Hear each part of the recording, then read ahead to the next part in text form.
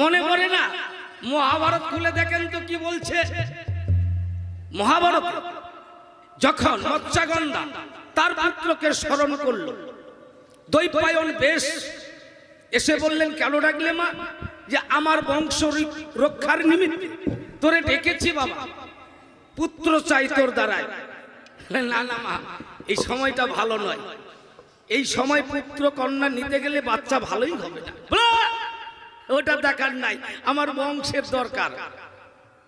মহাভারত কি বলছে?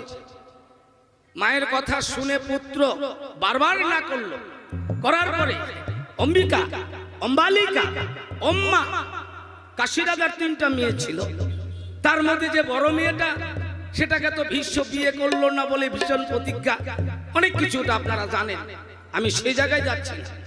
এবারে পুত্রের কথা মা শুনলো না, না শোনার পরে